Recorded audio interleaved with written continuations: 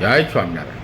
જેતપુર ધામમાં બિરાજતા બાળ પ્રભુ ઘનશ્યામ મહારાજ, સ્વામિનારાયણ ભગવાન, ઈચ્છારામજી મહારાજ, રઘુવીરજી મહારાજ, ધર્મદેવ ભક્તિ માતા હરિકૃષ્ણ મહારાજ, એવા મોક્ષના દાતા ગુરુજી એવા વિવેક સ્વામી તથા તમામ સંતોના ચરણોમાં મારા કોટી કોટી પ્રણામ. મારે આજે જે વાત કરવી છે એ વાત મહાપૂજાના પ્રતાપની વાત કરવી છે કે બાલમુકુંદ સ્વામીએ આ જેતપુરમાં વર્ષો પહેલાં મહાપૂજાનું સ્થાપન કર્યું અને એનો પ્રતાપ કેવડો મોટો છે જે આપણે મુખ્ય વર્ણવી ન જાય, પણ આપણને એનાથી જે ફાયદો થયો હોય, જે લાભ થયો હોય એ આપણે કોઈકને અનુભવ કહી શકીએ. મારે 17 તારીખે મને ઘેરેથી ફોન આવ્યો. મારું નામ છે ભરતભાઈ બાબુભાઈ કાપડિયા.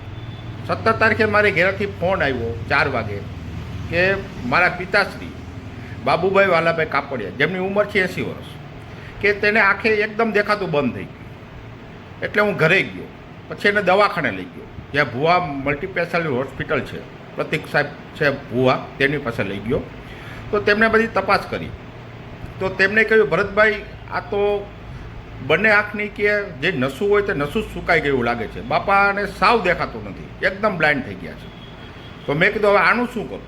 તો એને મને કીધું તમે જુનાગઢ જે કોનિયા સ્પેશિયાલિસ્ટ છે એની પાસે આપણે દેખાડવું પડશે, પછી એ લોકો શું કહે છે એ પ્રમાણે આપણે કરવું પડશે. મેં કીધું કાંઈ વાંધો. તો આપણે ક્યારે જવું? તો મને કહેવાય અત્યારે તો સાંજ પડી ગઈ છે, તમે સવારે જાજો. મેં કોઈ વાંધો નહીં. હવે મારા નિયમ પ્રમાણે સવારે કાયમ 5 થી 5:15 વાગે હું મંદિરે કાયમ જાઉં છું. ત્યાં બાલમુકુંદ સ્વામીને જે મહાપૂજા કાયમ થાય છે એ સ્થાપન પાસે મેં મહારાજને પ્રાર્થના કરી કે હે મહારાજ, 500 રૂપિયા મેં મહાપૂજા માંગી અને મેં પ્રાર્થના કરી કે મારા બાપુજીને જલ્દી સારું થાય એવું દયા કરો. પ્રાર્થના કરી અને 5 જ મિનિટમાં અહીંયા ઘેરે મારા બાપુજીને તમામ જે વસ્તુ દેખતા હતા દેખતા થઈ ગયા. હું ઘેરે આવ્યો તો મને તો કે 5:30 વાગ્યાનું દેખાવા માંડ્યું છે. એટલે મહારાજની જે કૃપા છે અઢળક છે, અને ભગવાનને આપણે દિલથી જો મહાપૂજા માની તો આપણી મહાપૂજા ફળે જ છે. મહાપૂજા ઘણીવાર આપણી ન ફળતી હોય અને 2 કારણ: કાં આપણે દ્રઢ વિશ્વાસ ન હોય, અને બીજી વસ્તુ એ થતી હોય કે એ મહાપૂજા ન ફળતી હોય તો ભગવાનને કાંઈક આપણી પાસે એનાથી સારું કરાવવું હોય તો મહાપૂજા ન ફળતી. આવી મહાપૂજાનો તો અનેક પ્રતાપ છે. કોરોના વખતે મારા માતૃશ્રીના કોરોના થયેલો, હોસ્પિટલમાં દાખલ હતા. ડૉક્ટરોએ મને કીધું કે ભાઈ ભરતભાઈ, તમારા માતૃશ્રીને બહુ વધારે તકલીફ છે, અને તે દિવસે મોટામાં મોટી 11, પરસોતો મહિનો તો મોટી 11 હતી. મેં મહારાજને મહાપૂજા માંગી, મહારાજ તમારે મારા માતૃશ્રીને જો ધામમાં જ લઈ જાઓ હોય તો આજે મોટી 11 છે, તમે તમારા ધામમાં અક્ષરધામમાં લઈ જાઓ. અને થોડી વાર પછી ડૉક્ટરનો ફોન આવ્યો કે માતૃશ્રી ધામમાં ગયા છે. તો આવી અનેક પ્રકારની જે મહાપૂજા સફળ થાય છે, એવી જેતપુરમાં બાલમુકુંદ સ્વામી મહાપૂજા આપણા દુઃખો હરી લેવા હાટુ મહાપૂજા સ્થાપી છે.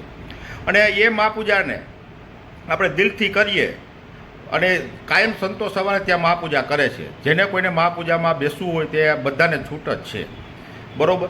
અને ગુરુજી આપણે મંદિરના વિકાસ માટે બહુ અઢળક દેશ વિદેશના પ્રવાસો કરી રહ્યા છે. અત્યારે પણ દેશ વિદેશના પ્રવાસમાં જ છે. વિવેક સ્વામી પણ અત્યારે અમેરિકાના પ્રવાસમાં છે, જ્યાં એવો સત્સંગ કરાવે છે. આ મહાપૂજાના પ્રતાપને વિદેશના લોકોને પણ એટલો માહિતમ છે કે વિદેશના લોકો ત્યાં મહાપૂજાનો સંકલ્પ કરે, અને જેતપુરમાં જે મહાપૂજાની થઈ ન હોય, ખાલી માનતા જ માની હોય, તારી મહાપૂજા સફળ થાય છે. આવી મહાપ્રતાપી મહાપૂજા છે. જય સ્વામિનારાયણ.